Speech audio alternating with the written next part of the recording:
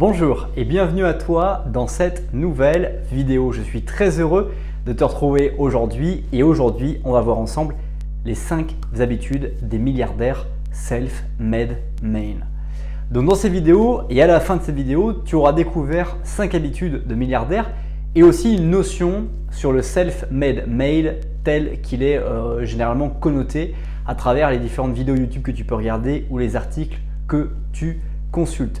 Assure-toi bien de rester jusqu'à la fin de cette vidéo puisque j'aurai un petit cadeau à t'offrir dès la fin de cette vidéo. On souhaite tous avoir des astuces pour pouvoir éventuellement devenir millionnaire, milliardaire, voire pour gagner de l'argent sans faire beaucoup de choses. C'est peut-être un point commun que nous avons tous à travers les chaînes YouTube que nous étudions, les personnes à succès que nous rencontrons et que nous étudions.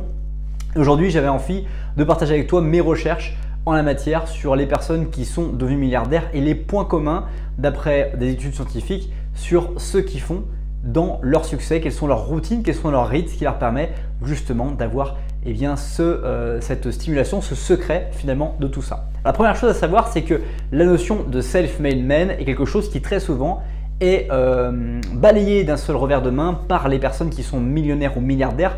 Pourquoi? Parce qu'ils expliquent qu'ils se sont constitués et sont devenus les personnes qu'ils sont, non pas seulement par eux-mêmes, par leur détermination, par leur volonté, mais par toutes les personnes qui les entourent. Et ils rappellent très souvent, généralement aussi, que c'est leur environnement, leur équipe, les personnes qu'ils ont choisies ou qu'ils ont accepté de fréquenter parce qu'ils savaient qu'ils allaient apporter de la valeur, qui ont fait toute la différence entre celui qu'ils étaient auparavant et la personne qu'ils sont devenus avec l'effet cumulé de ce travail qu'ils ont pu réaliser. Alors la première chose que je vais partager avec toi, je vais la voir dans un instant, mais juste avant cela, je t'invite à apprécier la vidéo ou à la partager dès maintenant, ceci afin de permettre à d'autres personnes de découvrir à leur tour cette vidéo.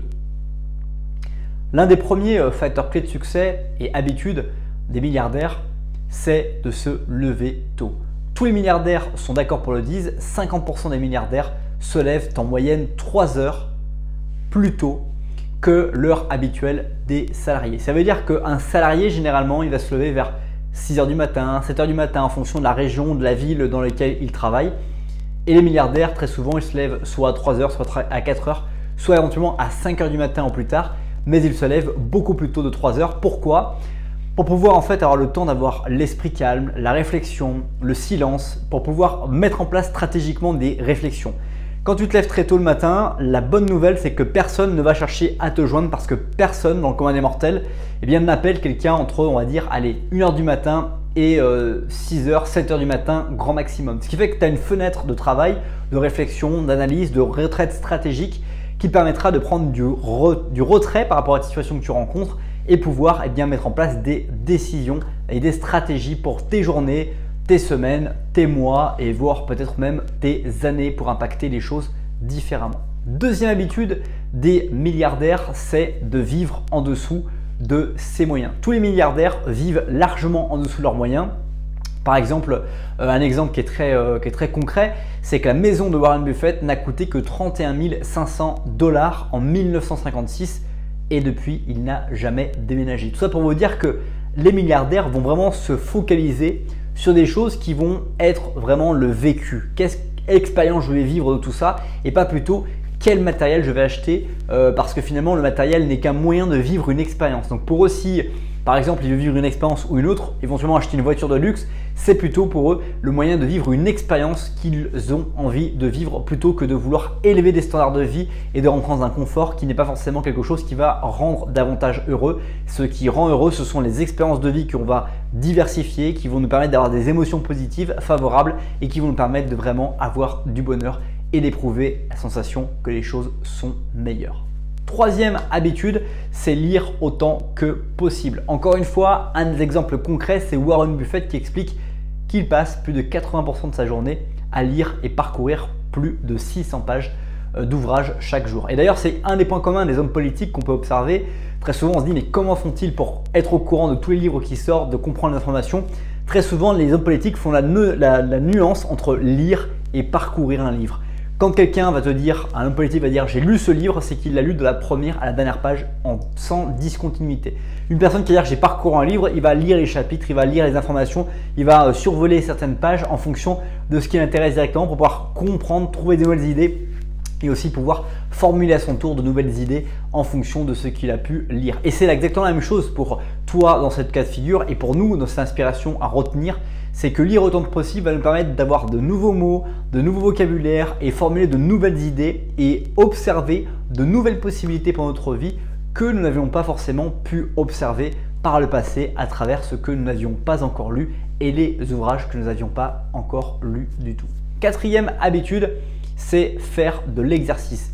Mark Cuban, qu'on a étudié sur sa chaîne YouTube, fait 1 heure de cardio 6 à 7 fois par semaine. On l'a déjà vu dans d'autres vidéos, l'exercice physique est très souvent connoté. On pense qu'on ne peut pas faire de sport tous les jours, qu'il faut tous les jours, il y a 2-3 jours par semaine, on ne peut rien faire. Mais si on s'entraîne de manière adaptée, qu'on ne fait pas des efforts extraordinaires, on peut s'entraîner tous les jours avec naturellement un niveau d'intensité différent et puis toujours pouvoir entretenir son corps de manière à ce qu'il puisse dynamiser les neurones, avoir le cerveau bien réoxygéné. C'est pas qu'une question de forme physique, c'est aussi une question de mental. Quand vous allez faire du sport, vous allez vous déconcentrer de missions professionnelles et vous concentrer sur vous, sur ce que vous ressentez, sur un objectif, sur du plaisir, sur une émotion positive ou sur un objectif à court, moyen et long terme, ce qui va vous permettre d'avoir un coup d'impact sur les choses que vous réalisez dans votre vie. Enfin, cinquième et dernière habitude des milliardaires self-made,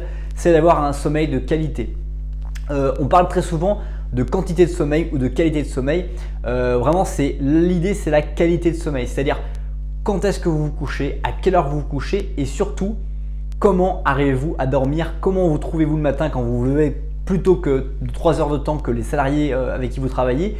Comment est votre sommeil, comment est votre niveau d'énergie et c'est tout l'intérêt de votre niveau d'énergie. Plus vous allez avoir un niveau d'énergie important, quel que soit votre nombre d'heures de sommeil, et mieux c'est pour vous.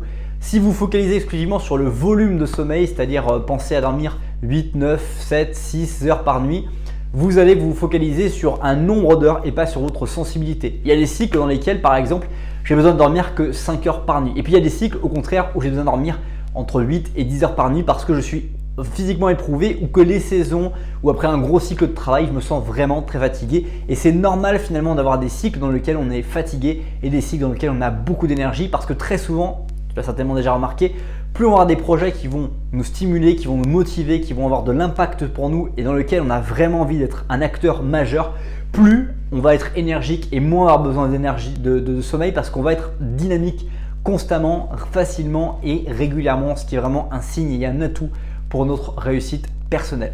Bref, c'est déjà la fin de cette vidéo. Juste pour te le rappeler, comme c'est la fin de cette vidéo et avant que je te parle du bonus que tu peux obtenir à travers le lien qui se trouve dans la description de cette vidéo, je voulais te dire que les 5 règles, les 5 habitudes dont on a vu sont les suivantes. Pour rappel, le premier c'est se lever tôt, le deuxième c'est vivre en dessous de ses moyens, le troisième c'est lire autant que possible, le quatrième c'est faire de l'exercice et le cinquième c'est avoir un sommeil de qualité. Ça m'amène à te poser cette question dans les commentaires. Peux-tu me dire quelle est pour toi l'habitude que tu vas mettre le plus en place dans ta vie, qui t'a le plus stimulé, lequel tu t'es plus visualisé que tu pouvais faire et qui fait sens en toi par rapport à ce que tu vis aujourd'hui? Dis-moi dans les commentaires, je serais très heureux de pouvoir échanger avec toi à ce sujet. Et puis comme tu l'as compris, dans la description, tu trouveras un lien qui te permettra d'aller sur responsableaffaires.fr et de découvrir différents contenus gratuits que je peux t'offrir par un petit mail, soit des vidéos gratuites, soit des podcasts gratuits, soit des programmes entièrement gratuits dans lesquels tu pourras directement interagir avec moi. N'hésite pas, c'est totalement gratuit. Passe une bonne suite de journée et je te dis à bientôt pour une prochaine vidéo. Salut!